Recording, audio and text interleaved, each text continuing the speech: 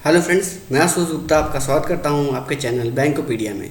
Friends, ये inequality topic का third video है। इस वीडियो में हमें बात करना था कोडेड इनइक्वालिटीज़ का, बट हम इस वीडियो में बात करेंगे ईदर और कॉन्सेप्ट पे, क्योंकि इस कॉन्सेप्ट पे बहुत लोग को बहुत सारी कन्फ्यूज़न है कि ईदर और का ऑप्शन कब होता है, ईदर और का ऑप्शन हमें कब टिक करना होता है। उसके पहले हमें कुछ कॉन्सेप्ट समझने पड़ेंगे, कुछ बेसिक को और क्लियर करना पड़ेगा कि आखिर ईदर और का मतलब होता क्या है। फ्रेंड्स देखिए, A is greater than B, A is greater than B, इसका मतलब तो साफ साफ है कि ए बी से बड़ा है।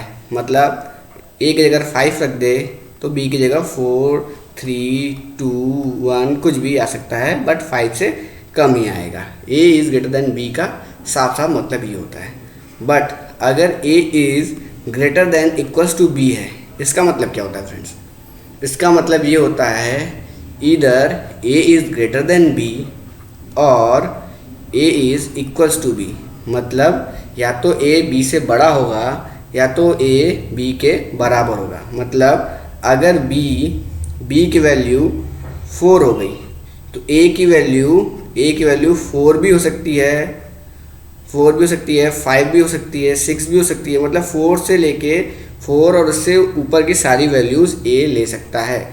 तो ए कभी बी के बराबर भी हो सकता है और कभी बी से बड़ा भी हो सकता है। तो इसीलिए A is greater than equals to B का मतलब यह हुआ कि A is either greater than B और A is equals to B. अब फ्रेंड्स, जब हमें इनइक्वालिटी का क्वेश्चन मिलता है तो कब ईदर और का केस आएगा? दो केस में ईदर और हमारा आंसर होगा। देखते हैं वो दो केस कौन से होते हैं। केस नंबर वन क्या है? अगर मान लीजिए स्टेटमेंट दिया हुआ है, स्टेटमेंट हमें दिया हुआ है A is greater than equals to B, B is greater than equals to C, C is greater than D, ये हमें स्टेटमेंट दिया हुआ है। और कंक्लूजन 1 क्या कह रहा है कि A is greater than C. और कंक्लूजन 2 क्या कह रहा है? कंक्लूजन 2 कह रहा है कि A is equals to C. ये दो कंक्लूजन दिया हुआ है, ये स्टेटमेंट दिया हुआ है। तो फ्रेंड्स, अगर हम अपने रूल से चलेंगे तो क्या कंक्लूजन में जाएंगे? कंक्लूजन क्या कह रहा है? ए इज़ ग्रेटर देन सी, ए से सी की तरफ जाएंगे, सारे ग्रेटर देन इक्वल्स टू आ गए, ग्रेटर देन तो आया नहीं, तो ये हो गया गलत। ऐसे ही जब सेकंड कंक्लूजन पे जाएंगे तो ए इक्वल्स टू सी चाहिए, लेकिन सारे ग्रेटर देन इक्वल्स टू हैं, तो ये क्वेश्चन भी हो गया गलत। तो आप लगा दोगे neither one nor two follows, यहीं पे ये गलत हो जाएगा। फ्रेंड, जब भी ऐसा क्वेश्चन आएगा, जब हमें ध्यान रखना है कि ये दोनों जो पॉइंट है ए और सी, दोनों कंक्लूजन में कॉमन तो नहीं है।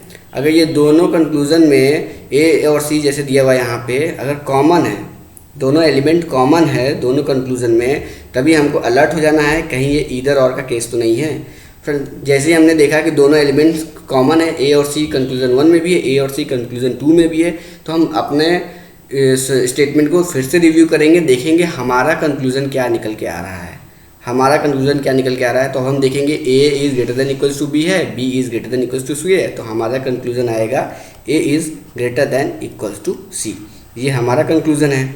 अब हमारा conclusion A is greater than equals to C है, इसका मतलब हमने अभी देखा क्या होता है। इसका मतलब ये है कि या तो ए सी से बड़ा होगा या तो ए सी के बराबर होगा। Either A is greater than C और A is equals to C. अब देखिए फ्रेंड्स, यही हमारा कंक्लूजन भी कह रहा है। कंक्लूजन 1 क्या कह रहा है? ए सी से बड़ा है। कंक्लूजन 2 क्या कह रहा है? ए सी के बराबर है। मतलब या तो कंक्लूजन 1 सही है या तो कंक्लूजन 2 सही है। तो यहीं पे हमारा आंसर क्या हो जाएगा? ईदर 1 इज़ ट्रू, ईदर 1 और 2 फॉलोज। तो ये केस नंबर 1 है कि जब केस नंबर 1 को अच्छे समझिए कि केस नंबर 1 ये है जब हमारा कंक्लूजन आ रहा हो ग्रेटर देन इक्वल्स टू। अगर हमारे कंक्लूजन में आंसर आ रहा है ग्रेटर देन इक्वल्स टू और दोनों कंक्लूजन को मिला के भी वही आ रहा है ग्रेटर देन इक्वल्स टू, तो हमारा आंसर क्या होगा? ईदर 1 और 2 फॉलो। अब आप कहेंगे आपको कब पता चलेगा कि ये दोनों गलत नहीं है, नीदर 1 और 2 है? आपको कब पता चलेगा? जब आप देखेंगे कंक्लूजन में दोनों एलिमेंट जो दिया हुआ ए इज़ ग्रेटर देन सी, यहाँ दिया A is equal to C, दोनों एलिमेंट सेम आ गया दोनों कंक्लूजन में, तभी आपको अलर्ट हो जाना है कि ये ईदर और का केस लग रहा है। और इसको कंफर्म करने के लिए आप स्टेटमेंट पे जाएंगे। स्टेटमेंट में अगर ग्रेटर देन इक्वल्स टू या लेस देन इक्वल्स टू आ गया और यहाँ पे लेस देन दिया हुआ है तो आपका आंसर हो जाएगा ईदर 1 और 2 फॉलोज। तो ये होता है केस नंबर 1। और एक और केस है, केस नंबर 2 क्या कह रहा है इसे भी समझते हैं। केस 2 में क्या होता है कि अगर आपका दिया हो, आप केस 2 से पहले हम एक और कॉन्सेप्ट सीख लेते हैं। केस 2 जो हम कहते हैं, हमारा रूल नंबर 2 था कि जब दो अपोजिट सिंबल ग्रेटर देन और लेस देन सामने आ जाएगा तो आंसर क्या हो जाएगा सी एंड डी। जब दो अपोजिट सिंबल आ गया तो आंसर हो गया C and D. C and D का मतलब कैन नॉट बी डिटरमाइंड। अब देखिए कैन नॉट बी डिटरमाइंड का सिग्निफिकेंस क्या है। मान लीजिए A is greater than B और B is less than C, ये हमारा स्टेटमेंट है और हमसे ए और सी के बीच में रिलेशन पूछ रहा है। तो ए से सी के बीच में हम जाएंगे तो साइन चेंज हो गया, तो हम तो कहेंगे सी एंड डी हमारा आंसर है। सी एंड डी हमारा आंसर है, मतलब हम नहीं बता सकते ए और सी के बारे में कुछ भी, ए और सी के बारे में कुछ भी नहीं बता सकते। ये चैप्टर है इनइक्वालिटी, इसका मतलब क्या हुआ, कुछ भी नहीं बता सकते का क्या मतलब हुआ, या तो ए सी से बड़ा होगा, या तो ए सी के बराबर होगा, या तो ए सी से छोटा होगा। फ्रेंड्स इसके अलावा और कुछ भी क्या हो सकता है, और कोई केस बन सकता है नहीं। अब हमें किसी के बारे में कुछ नहीं पता है। अगर कोई आपका दोस्त है जिसको आप, कोई मेरा दोस्त है जिसको आप नहीं जानते, आप नहीं जानते हैं, मैं बोलूँगा वो आप बताओ कि वो आपसे बड़ा है हाइट में कि छोटा है कि आपके बराबर है, तो आप कहोगे मुझे नहीं पता, लेकिन वो इन 3 केस में से ही कुछ होगा, या तो आपसे वो बड़ा होगा हाइट में, या तो आपके बराबर होगा, या तो आपसे छोटा होगा, लेकिन हम कुछ बता नहीं सकते। कैन नॉट बी डिटरमाइंड हम कहेंगे, कैन नॉट बी डिटरमाइंड, बस कैन नॉट बी डिटरमाइंड का मतलब ये 3 में से कुछ तो होगा, यही होता है फ्रेंड्स सी एंड डी का मतलब। तो इसी पे हमारा केस 2 बनता है। केस 2 क्या कह रहा है, केस 2 कह रहा है, स्टेटमेंट लेते हैं। स्टेटमेंट कह रहा है हमें कि A is greater than B, B is greater than C और C is less than D, ये स्टेटमेंट दिया है। और कंक्लूजन 1 कह रहा है कि A is greater than equals to D, और कंक्लूजन 2 कह रहा है कि A is less than D. अब हम जैसे इनइक्वालिटी को सॉल्व करते हैं, इसके पहले वाले वीडियो में जो हमने सीखा है उससे हम क्या करेंगे, देखेंगे A is greater than equals to D है कि नहीं।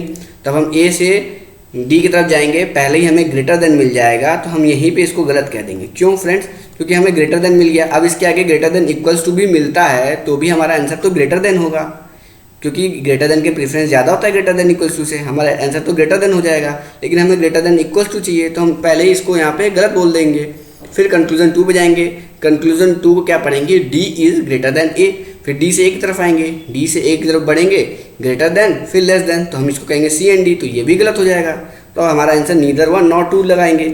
लेकिन नहीं फ्रेंड्स, फिर से हम वही चीज़ दिमाग में रखे रहेंगे कि ये दोनों एलिमेंट यहाँ पे देखिए दोस्त, A is greater than equals to D और A is less than D, ये दोनों एलिमेंट दोनों कंक्लूजन में दोबारा आ गए हैं। दोनों एलिमेंट ए और डी दोनों कंक्लूजन में रिपीट हुए हैं, तो हम यहाँ अलर्ट हो जाएंगे और देखेंगे कहीं ईदर और का केस तो नहीं बन रहा है। तो हम फिर से अपने स्टेटमेंट पे आएंगे, ए से डी की तरफ जाएंगे, ए से डी की तरफ जा रहे हैं तो हमें क्या दिख रहा है कि साइन चेंज हो गया। साइन चेंज हो गया मतलब सी एंड डी हो गया, सी एंड डी हो गया मतलब या तो ए डी से बड़ा है, या तो ए डी के बराबर है, या तो ए डी से छोटा है। ये 3 केस बन रहा है। तब हम कंक्लूजन में देखेंगे कि क्या ये तीनों सेटिस्फाई हो पा रहे हैं कि नहीं। तो कंक्लूजन 1 क्या कह रहा है, A is greater than equals to D. अब इसका मतलब क्या होता है, हमने अभी देखा था, A is greater than equals to D का मतलब होता है A is greater than D और A is equals to D, ये दोनों बात कह रहा है। ये कंक्लूजन ये दोनों बात कह रहा है। और सेकंड कंक्लूजन क्या कह रहा है, A is less than D. तो मतलब ये इन दोनों को अगर मिला दिया जाए, कंक्लूजन 1 और कंक्लूजन 2 को मिला दिया जाए, तो ये हमारा तीनों कंक्लूजन सेटिस्फाई हो रहा है। ये वाला तीनों सेटिस्फाई हो रहा है, मतलब ईदर 1 और 2 फॉलोज, या तो 1 होगा या तो 2 होगा, क्योंकि सी एंड डी हमारा आंसर है। तो ये इन तीनों में से कुछ तो होना है। अब इन तीनों में से कुछ तो होना है और ये दोनों कंक्लूजन मिला के ये तीनों इसमें आ जा रहे हैं, मतलब इन दोनों कंक्लूजन में से कोई एक आंसर है। तो हमारा आंसर क्या हो जाएगा, ईदर 1 और 2 फॉलोज।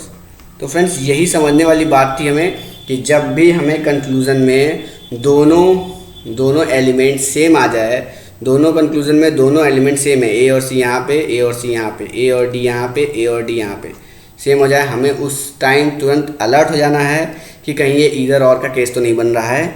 अगर अलर्ट होना है फिर तुरंत से हमें स्टेटमेंट पे जाना है, स्टेटमेंट पे जाके ए और सी के बीच का रिलेशन खुद से निकालना है कि क्या आ रहा है। ए और सी का रिलेशन हमने फर्स्ट केस में देखा कि ग्रेटर देन इक्वल्स टू आ रहा है, ग्रेटर देन इक्वल्स टू आ रहा है, तो क्या कंक्लूजन हमारा ग्रेटर और इक्वल्स टू है, देखा हमने हाँ ग्रेटर है, यहाँ इक्वल्स टू है, मतलब इधर और हो गया हमारा आंसर। इसी तरह यहाँ पे भी हमने देखा दोनों एलिमेंट सेम है, हम अलर्ट हो गए, ए और डी के बीच में रिलेशन निकालने गए, ए और डी के बीच में देखा कि सी एंड डी का रिलेशन है, सी एंड डी का रिलेशन है, तो क्या ए और डी के बीच में ये तीनों इक्वेशन बन रहा है ग्रेटर देन इक्वल्स टू और लेस देन, कंक्लूजन में आए तो यहाँ ग्रेटर देन इक्वल्स टू बन रहा था, यहाँ लेस देन बन रहा था, मतलब इधर और का केस है, इधर और आंसर हो गया इसका। अब फ्रेंड्स देखिए यहाँ पे कुछ लोग क्या गलती करते हैं वो भी देखते चलिए, क्योंकि मैं भी मॉक में बहुत बार ऐसी गलती कर चुका हूँ। मैं क्या सीख गया था, मैं क्या गलती करता था, मैं सीख गया था कि जब भी दोनों एलिमेंट सेम हो गया तो हमारा आंसर इधर वन और टू होगा, मैं स्टेटमेंट को चेक ही नहीं करता था। मैंने देखा कि दोनों बार एलिमेंट सेम है तो मतलब इधर, और ये 9 आउट ऑफ 10 टाइम्स ऐसा ही होगा फ्रेंड्स, 9 आउट ऑफ 10 टाइम्स। अगर आप एग्ज़ाम में बैठे हैं, रियल एग्ज़ाम में बैठे हैं, प्री के एग्ज़ाम में बैठे हैं और आपके पास 5 सेकंड बचा है, 5 सेकंड बचा है और आप ऑप्शन में आप देखें आपके कंक्लूजन में दोनों एलिमेंट सेम है, तो आप रिस्क लेके डायरेक्ट इधर 1 और 2 का आंसर लगा सकते हैं। और अगर आपके पास 10 सेकंड बचा है तो आप ऐसा मत करिएगा। क्यों? क्योंकि 9 में से 10 बार ये सही तो होगा लेकिन एक बार गलत होने की चांस है। तो फ्रेंड्स क्या होता है, गलत ये होता है कि हम देखते हैं कि दोनों एलिमेंट सेम है, इधर भी सेम है, इधर भी सेम है, इधर और का केस है, इधर और ही आंसर होगा। लेकिन कभी कभी क्या हो जाता है दोस्त, यहाँ पे ग्रेटर देन की जगह लिखा होता है, कंक्लूजन 1 में लिखा होता है A is less than C, and second conclusion में लिखा हुआ है A is equals to C. दोनों एलिमेंट तो सेम है, लेकिन इन दोनों को मिला के बन क्या रहा है दोस्त, दोनों को मिला के बन रहा है A is less than equals to C. ये ना बनेगा क्योंकि लेस देन है, यहाँ इक्वल्स टू है, ये बन रहा है। लेकिन कंक्लूजन हमारा इसको अगर देखेंगे तो क्या आएगा, A is greater than equals to C, मतलब नीदर 1 नॉर 2 इसका आंसर होना चाहिए था। लेकिन आपने ईदर 1 और 2 फॉलोज लगा दिया, आपका गलत हो गया। लेकिन 9 आउट ऑफ 10 केस में आप लगा सकते हैं, आंसर आता है। ये मैं अपने एक्सपीरियंस से बता रहा हूँ, लेकिन आपको करना नहीं चाहिए ऐसा। तो ये 2 केस रहे फ्रेंड्स ईदर और पे। आशा करता हूँ आपको समझ में आया होगा। पहला केस कि A is greater than equals to आपका कंक्लूजन आ रहा हो और कंक्लूजन में ए कंक्लूजन में ग्रेटर देन दिया हो, दूसरे में इक्वल्स टू दिया हो, तो इधर और का केस हो सकता है। सेकंड केस में सी एंड डी आपका कंक्लूजन का आंसर आ रहा हो और कंक्लूजन 1 में greater than equals to, less than, और सेकंड कंक्लूजन में लेस देन दिया हो और ये तीनों इक्वेशन सेटिस्फाई हो रहा हो, तब इधर और का केस बनता है। और मैंने इसको इसकी बेसिक को भी समझाने का बहुत प्रयास किया है। आशा करता हूँ आपको समझ में आया होगा और सारे डाउट इधर और के क्लियर हो गए होंगे। अगर आपको अभी भी कोई डाउट है तो आप कमेंट में हम मुझसे सवाल पूछ सकते हैं। अगर आपको अभी समझ में नहीं आया आप मुझे बोल सकते हैं कि इस पर और अच्छे से क्वेश्चन की प्रैक्टिस कराइए, मैं ज़रूर कराऊँगा। तो अगर आपको ये वीडियो समझ में आई, अच्छा लगा तो लाइक करिए, शेयर करिए, कमेंट करिए। Thank you friends.